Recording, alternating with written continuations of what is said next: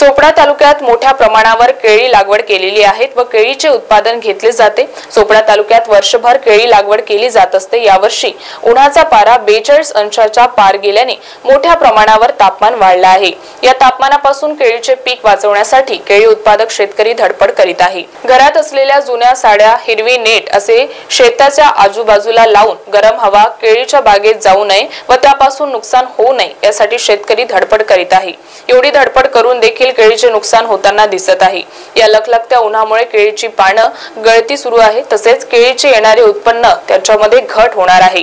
एवढा खर्च करून केळी लागवड केली जाते, निगा राखली जाते, परंतु मे महिन्यामध्ये तापमानाचा पारा वाढल्याने केळीचे मोठ्या प्रमाणावर नुकसान होत असल्याने शेतकरी चिंतेत सापडला आहे। उद्यापासून 50-60 टाकतो बांधाला, नेट लावतो, साड्या लावतो आपण, पण एवढ्या टेम्परेचरमुळे सुद्धा त्यांचा सुद्धा काही उपयोग होत नाही।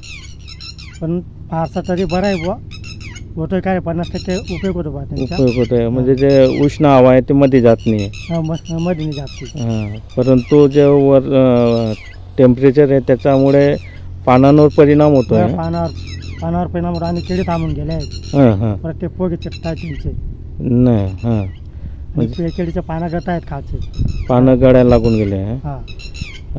त्याच्यामुळे उत्पन्नावर काय परिणाम होईल? उत्पन्नावर फरक पडेल ना, कारण केळीची नीस वाढ कंपोज होईल थोडीशी, जेव्हा पाऊस पडेल तेव्हाच फरक पडेल।